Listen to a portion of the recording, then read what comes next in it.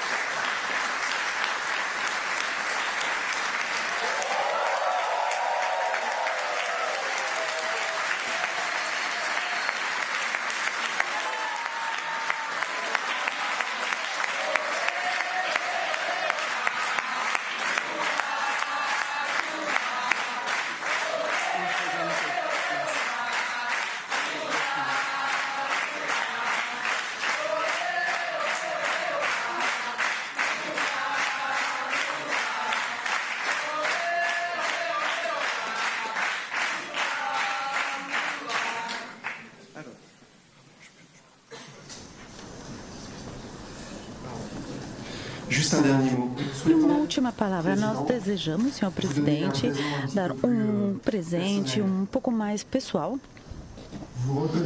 O senhor vai reconhecer, sem dúvida, as folhas do Jequitibá. É a maior árvore do Brasil.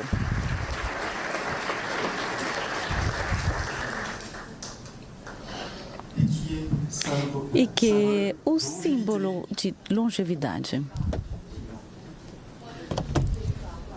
De longevidade e de resiliência. É um símbolo para o presidente. A natureza, com frequência, é uma metáfora, e esse é para descrever o nosso percurso e quem somos, mas hoje representa um pouco a mais, é uma inspiradora. E se eu posso ousar dizer com esta imagem, pode ser que é outro que nos leva a descentralizar para pensar a nossa relação com o meio ambiente, a natureza e todos esses temas que são os que o senhor trabalha. E essa imagem, essa obra, para que acompanhe na sua reflexão. Muito obrigada.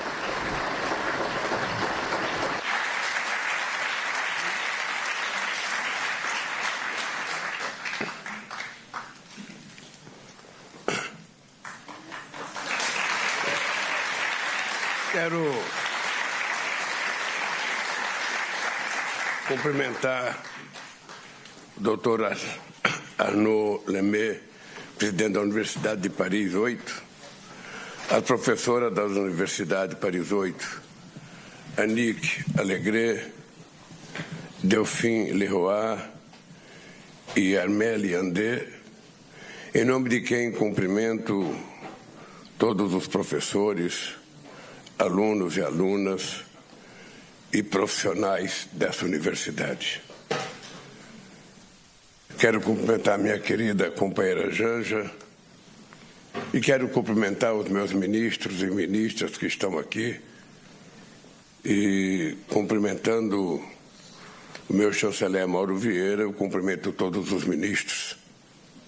E antes de ler o meu pequeno discurso, eu queria dizer uma coisa para vocês. O Brasil é um país que poderia ser muito melhor, muito mais desenvolvido, se, na época necessária, a elite política que governava o país, a elite econômica, tivesse feito as coisas que tinha que fazer. Como vocês sabem, Nós somos um país que foi o último a abolir a escravidão. Nós fomos o último a fazer a independência na América do Sul. Fomos o último a ter o direito de voto da mulher. E fomos o último a ter uma universidade federal. Enquanto o Peru teve a sua primeira universidade em 1554, o Brasil só foi ter a sua primeira universidade em 1920, que foi uma junção de várias faculdades e criada a Universidade Brasil para dar um prêmio de doutor honoris causa ao rei da Bélgica, que ia visitar o Brasil em 1920. Numa demonstração clara de que a elite daquela época não tinha nenhum interesse que o povo brasileiro pudesse estudar. Os filhos dos ricos tinham algumas poucas faculdades e tinham dinheiro para viajar para a Europa para estudar. Os filhos dos pobres iam trabalhar ou cortando cana, ou plantando café, ou trabalhando na fábrica, sem nenhuma perspectiva de estudar. Essa era uma coisa muito grave, porque em 1918, a Argentina já tinha feito a sua primeira reforma universitária. Então eu fico imaginando que tipo de elite que tinha o Brasil, que não levava em conta a necessidade da formação do seu povo, até para que o Brasil se transformasse num país competitivo, do ponto de vista industrial, do ponto de vista acadêmico, do ponto de vista de competitividade, do ponto de vista de comércio. Mas não se pensava nisso. Quando, em 1932, São Paulo se rebelou contra o Estado Nacional e tentou fazer chama de Revolução de 32, Revolução Constitucionalista, e perdeu para o governo federal, os paulistas resolveram criar a USP de uma forma genial. Eles tinham perdido a guerra e resolveram dizer que, mesmo perdendo a guerra, eles iam governar o Brasil pela inteligência. E fizeram a USP, que é até hoje a mais importante universidade brasileira, de muito valor. Ela é a única que está entre as 100 mais importantes do mundo, que eu tenho orgulho de estar comigo aqui, meu ministro da Justiça, o Ricardo Lewandowski, que acaba de ser nomeado professor emérito da USP. Ou seja,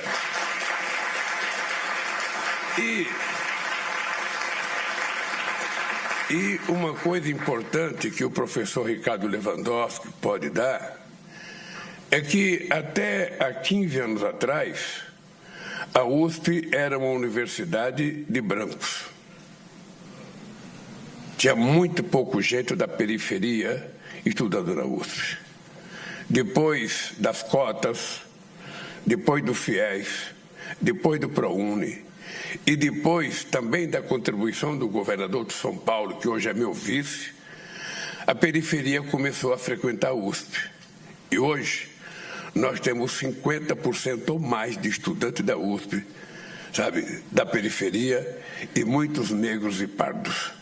Ou seja, a universidade brasileira, ela aos poucos vai ganhando a cara da diversidade do nosso país e vai tendo a cara do Brasil verdadeiro. O Brasil da miscigenação, sabe, de mistura de indígenas, negros, europeus, que transformou o Brasil nessa raça animal bonita que nós somos hoje, alegre e otimistas. Isso é um pouco da história do Brasil. Eu tinha uma obsessão, eu não tenho curso universitário, e eu tinha uma obsessão de que era necessário criar condições para que as pessoas mais humildes pudessem entrar numa universidade. E toda vez que a gente ia discutir, sabe, no orçamento da União, a gente percebia que o dinheiro já estava comprometido. E todas as vezes que a gente ia discutir, aparecia alguém que dizia assim: custa muito, custa muito. Ou seja, e nunca tinha dinheiro. Tudo custava muito. E eu comecei a me perguntar quanto custou a gente não fazer as coisas no tempo que era necessário fazer. Quanto custou a gente não investir no fim do analfabetismo no Brasil? Quanto custou a gente não ter feito a reforma agrária na década de 50? Quanto custou a gente não ter feito mais universidades? E aí nós resolvemos, então, criar duas coisas importantes. O ProUni. O ProUni é uma mágica, porque nós pegamos as dívidas que as universidades federais, que as universidades privadas tinham com o governo e resolvemos transformar essa dívida em bolsa de estudos para que as pessoas da periferia, pessoas que tinham estudado em escolas públicas, pudessem, através dessa bolsa, ir para a escola. E foi uma revolução extraordinária, porque em menos de 2 anos e meio a gente já tinha mais de 2 milhões de jovens da periferia nas universidades brasileiras. E aí tinha um outro problema. Nós tínhamos uma coisa chamada FIES, que era um fundo de financiamento de bolsa de estudo, financiado por um banco brasileiro, que é a Caixa Econômica, um grande banco que cuida muito de habitação, saneamento básico. Mas quando o jovem ia precisar de dinheiro do FIES para poder pagar o seu estudo, o banco exigia um fiador, um avalista. Olha, todos vocês sabem que nem pai quer ser fiador do filho que é estudante, porque ele não sabe se vai pagar e o nome dele é que vai, sabe, entrar no processo. Então, o que nós fizemos foi uma coisa simples. O Estado assumiu a responsabilidade de ser fiador dos estudantes. E, com isso, nós colocamos mais de 2 milhões de jovens nas universidades brasileiras.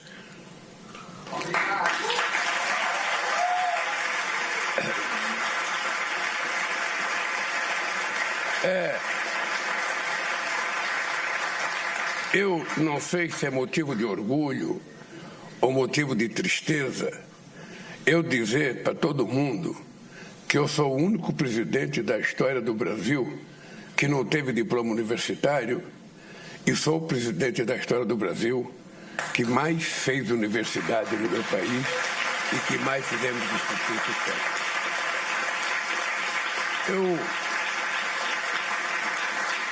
Eu vejo isso como um pouco de orgulho pessoal, mas ao mesmo tempo com um pouco de tristeza de saber que o Brasil poderia estar num outro patamar se a gente tivesse feito as coisas corretas no tempo certo. Dito isso, eu quero dizer para vocês que recebo com imensa alegria o título de doutor honoris causa concedido pela Universidade de Paris 8. É uma honra ser o segundo brasileiro laureado colocando ao lado de uma grande pensadora e filósofa, amiga, petista, a minha querida Marilene Chaui. A homenagem de hoje, eu tenho certeza que não é apenas um reconhecimento pessoal. Eu tenho certeza que é um encontro com valores que moldaram minha vida, a justiça social, a educação como ferramenta de emancipação e o compromisso com os que sempre tiveram de lutar por voz e por espaço. Eu tenho certeza que esse prêmio e esse título, doutor honoris causa, é muito mais uma homenagem à capacidade de resistência do povo brasileiro a qualquer outra coisa que eu tenha feito no meu país. Por isso, muito obrigado a vocês por esse reconhecimento. Forjei minha trajetória na defesa dos direitos dos mais vulneráveis. E é importante lembrar que hoje a luta das pessoas que são solidárias, das pessoas que têm sentido de humanismo, das pessoas que têm sentido de fraternidade, é uma luta muito ampla, porque nós precisamos lutar hoje, sabe, contra a desigualdade, A desigualdade em toda a sua dimensão. Não é apenas a desigualdade econômica, a desigualdade social, mas a desigualdade da educação, a desigualdade de raça, a desigualdade, sabe, de gênero, a desigualdade nas profissões, nas oportunidades. Ou seja, porque nós temos no mundo muita gente que escolhe o curso que quer fazer e faz. E nós temos outros milhões de pessoas que jamais poderão fazer um curso, porque nasceram para ser pobres. E não é normal que a gente aceite a ideia de que as pessoas nasceram para ser pobres. Como nem todo mundo pode ser jogador de futebol, nem todo mundo pode ser só com Cristiano Ronaldo, um Mbappé, um Messi, um Ronaldo, um Ronaldinho. Nós temos que acreditar na educação como forma de dar oportunidade a todas as pessoas. Então, o que me deixa muito feliz, mas muito feliz, é saber que no meu país, uma filha de uma empregada doméstica, ela pode disputar um banco da universidade com a filha da sua patroa. Nós não queremos prejudicar ninguém, o que nós queremos é apenas oportunidade e dar a eles o direito de disputar as vagas em igualdade de condições. Você vê, esses dias, um filho de um coveiro de um cemitério famoso em São Paulo estava fazendo a Rio Branco uma hora para ser diplomata. Nós temos vice, ajudante de pedreiro, que já não quer mais ser pedreiro, aquela história que no Brasil tinha muito. Olha, nós vamos trazer as pessoas mais pobres do Nordeste para trabalhar de pedreiro em São Paulo, para fazer ponte, para fazer viaduto. Eles nem percebem que nós não queremos ser só pedreiro, só ajudante, que são profissões dignificativas ao ser humano. Mas nós queremos ter o direito de ser engenheiro. Nós queremos ter o direito de ser médico, nós queremos ter o direito de ser doutor também. O filho de um camponês que tem 10 hectares, ele tem o direito de ter o filho dele estudando na mesma universidade do cidadão que tem 50 mil hectares. E quem pode oferecer isso é o Estado. Somente o Estado pode garantir esse senso de oportunidade para todo mundo. E é isso que permeou e permeia a minha vida. E vocês sabem que esta universidade nasceu da esperança e da coragem do povo francês no calor das ruas de 1968. Construiu-se como resposta às exigências de uma juventude que sonhava com um mundo mais igualitário e um ensino mais acessível, crítico e conectado às realidades sociais. Acolheu estudantes de todas as origens como parte central do seu projeto. Paris 8 foi pioneira a abrir as portas para os filhos da classe trabalhadora, os imigrantes, os que não tinham sobrenome famoso. Mostrou que o saber não é privilégio, é um direito. Eu queria lembrar vocês que eu também sonhava em ter 2 tipos de universidade no Brasil. Eu sonhava que a gente deveria ter uma universidade latino-americana, uma universidade que discutisse a cultura latino-americana, com professores latino-americanos, com estudantes latino-americanos, com funcionários latino-americanos. E criamos a UNILA, na cidade de Foz do Iguaçu, no estado do Paraná, que, se Deus quiser, estará pronta em 2026. Ela ficou parada durante todo o período do golpe da Dilma e durante o governo anterior, mas nós agora estamos investindo 800 milhões para que a gente possa terminar de construir uma universidade que é um sonho meu, de estabelecer uma cultura latino-americana para dirigentes latino-americanos. E somente com a juventude é que a gente pode começar esse movimento.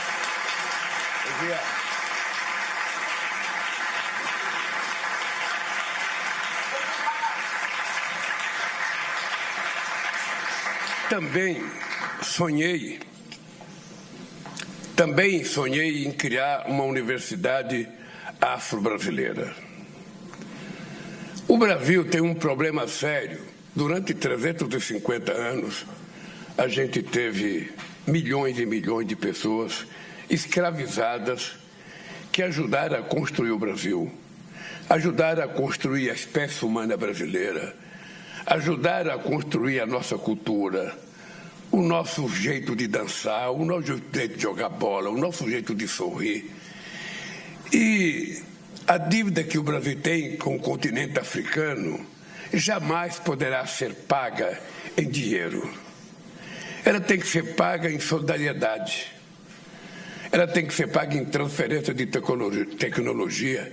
Eu, então, resolvi criar uma universidade no Brasil, e ela foi criada na cidade de Redenção, no estado do Ceará, que foi a primeira cidade a libertar os escravos no Brasil, e também tem um campus avançado em São Francisco do Conde, na Bahia, sabe? E eu tive muita emoção de participar da primeira formatura desses funcionários da Unilab.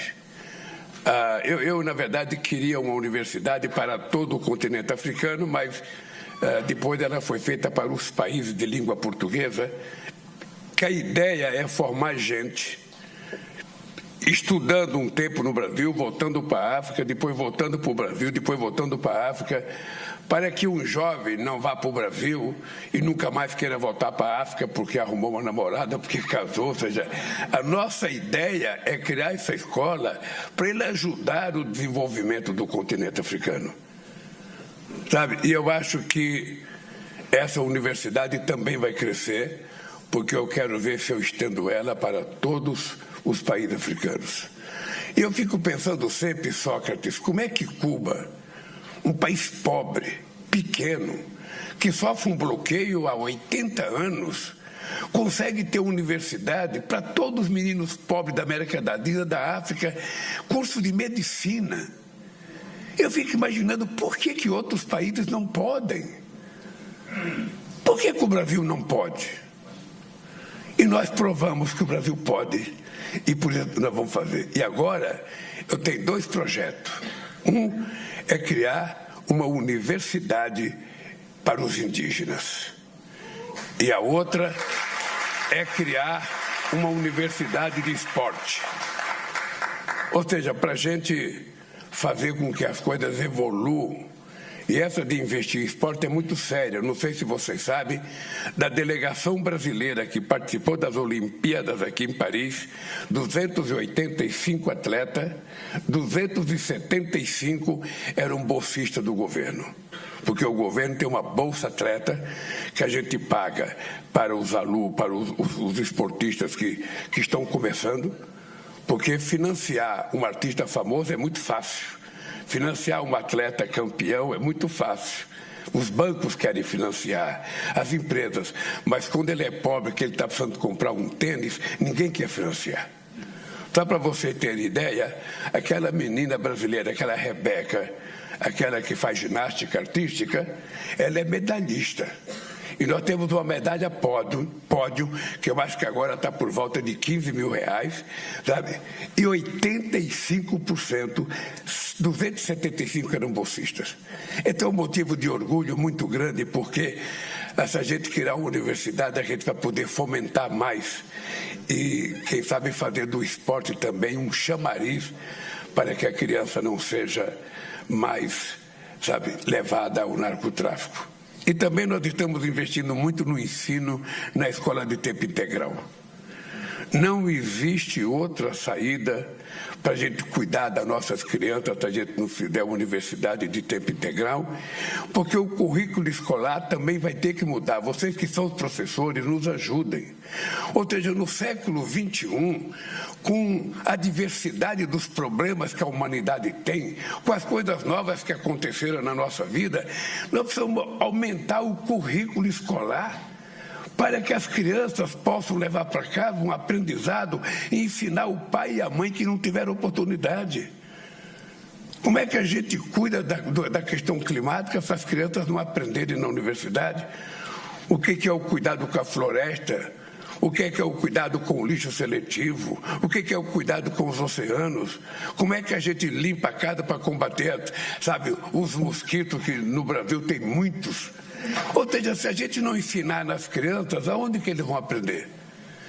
E é por isso que eu acho que o currículo escolar tem que sair daquela mesmice de tantos séculos e colocar coisas novas. Além de colocar cultura, além de colocar esporte, além de colocar arte, ou seja, mas a gente também colocar mais ensinamento sobre a vida real das pessoas, para que as pessoas aprendam a tomar conta do seu próprio meio ambiente. E isso é uma coisa que nós temos um compromisso muito sério. E nós fizemos também um compromisso com prefeitos e governadores. Até 2030, a gente quer ter 80% de todas as crianças do ensino fundamental alfabetizadas até o 2º ano escolar, que é o melhor período para a gente alfabetizar. Nós também criamos uma bolsa de estudo, uma poupança para o ensino médio. Nós descobrimos no ano passado que 480 mil jovens do ensino médio brasileiro desistiu do ensino médio para ajudar no orçamento familiar.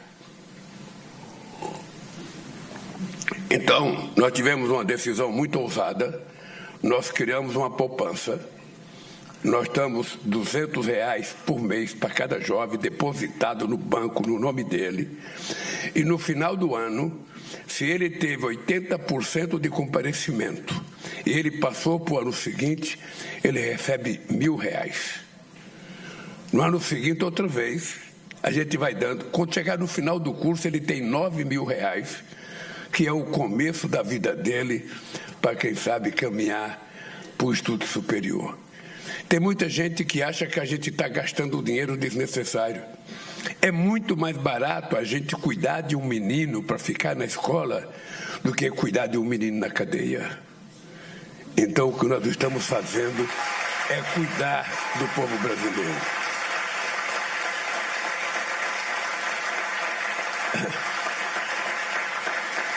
Aqui, grandes pensadores como Foucault, Deleuze, o cientista social brasileiro Josué de Castro e meu querido amigo Marco Aurélio Garcia ajudaram a formar um pensamento crítico, que não aceita injustiça como destino e que está comprometido com a transformação social.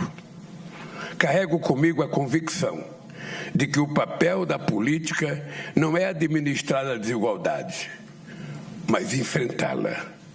No Brasil, que fundou suas primeiras universidades somente no início do século XX, o ensino superior sempre foi pensado e reservado para uma pequena elite. Foi preciso que o metalúrgico, sem diploma universitário, chegasse ao poder pelo voto popular para mudar essa situação. Tenho a honra, nos governos do Partido dos Trabalhadores, consolidamos um modelo de ensino mais aberto e inclusivo. Com a presidenta Dilma Rousseff, aprovamos a Lei de Ação Afirmativa, que mudou a cara dos egressos das universidades brasileiras. Em consulta com nossos povos originários, vamos criar a primeira universidade indígena até 2026. Essa revolução na educação é uma das ferramentas mais poderosas para romper o ciclo da fome e da pobreza que voltou a assolar o Brasil no governo do meu antecessor. A fome, como dizia Josué de Castro, é a expressão biológica dos males sociais. Quem sente fome tem sua existência aprisionada na dor do presente. Torna-se incapaz de pensar no amanhã. Tirar o Brasil do mapa da fome, como fizemos em 2014, é o compromisso mais urgente do meu governo. A essência da democracia é governar exatamente para todos. É assegurar participação popular real, com os trabalhadores organizados, com a juventude crítica e movimentos sociais respeitados.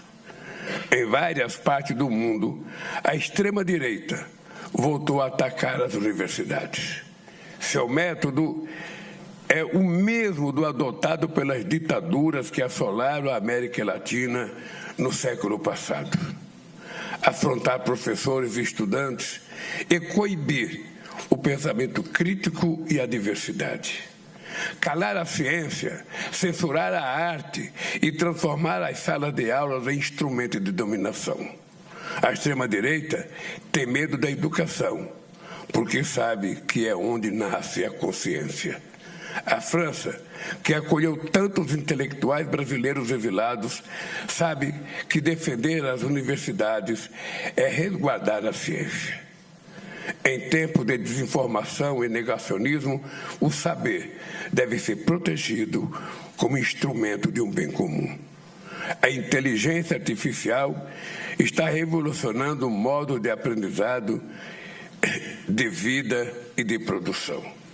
As oportunidades que se abrem são ilimitadas, mas os riscos também não são menores. A ausência de regulação das redes digitais só interessa às grandes corporações.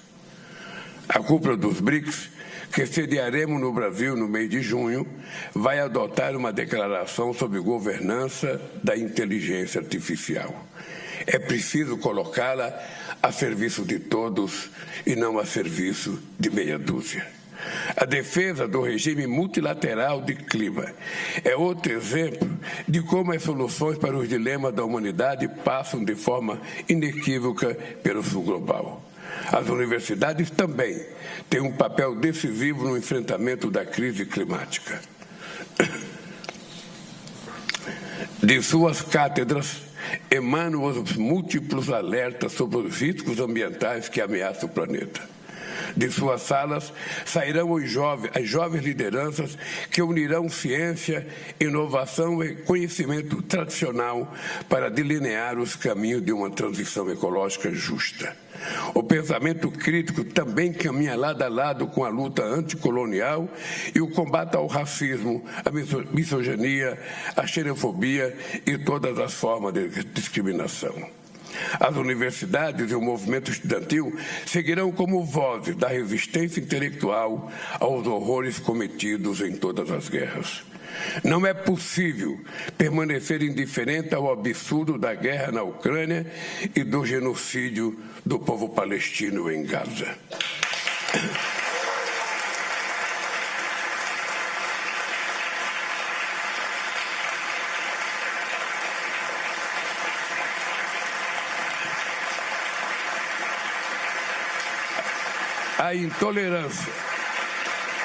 A intolerância e o extremismo comprometem os esforços coletivos de diálogo e corroem a confiança nas instituições. A gravidade do momento exige a defesa firme dos valores que unem a humanidade, a defesa da paz, do multilateralismo e do desenvolvimento sustentável. Fortalecer a educação emancipadora por meio da corporação acadêmica é fundamental. Todos os anos, milhares de estudantes, pesquisadores, artistas e empreendedores circulam entre nossos países. Trocam ideias, constroem pontes e semeiam inovação. Quero agradecer os esforços empreendidos pela gestão da reitora Annick Alegre e de seu sucessor, Arnaud Lemay, para estreitar os laços com esta universidade e o Brasil. Iniciativas como o Programa de Dupla Diplomação em História, com a Universidade do Estado do Rio de Janeiro, e o acolhimento generoso aos nossos doutorandos indígenas são ações concretas que reforçam o espírito de inclusão e colaboração conjunta. O engajamento da Universidade Paris 8, com o Ano Brasil-França 2025, também é exemplo de como esta parceria pode se desdobrar em projetos acadêmicos, científicos e culturais. Queridas amigos e queridos amigos, agradeço à Universidade Paris 8 mais uma vez pela homenagem e pela acolhida. Que o dia de hoje seja mais uma semente lançada para fortalecer os laços humanos entre a França e o Brasil e para inspirar as novas gerações a sonhar a questionar e a agir. Que sigamos honrando o legado do mestre brasileiro Paulo Freire e colocando a educação como prática de liberdade, o diálogo como método e a crítica como ferramenta de emancipação. Só o conhecimento pode romper as correntes da desigualdade e construir uma sociedade mais justa, mais igualitária. Por isso, viva a Universidade Paris 8, viva a educação como instrumento de transformação. Obrigado.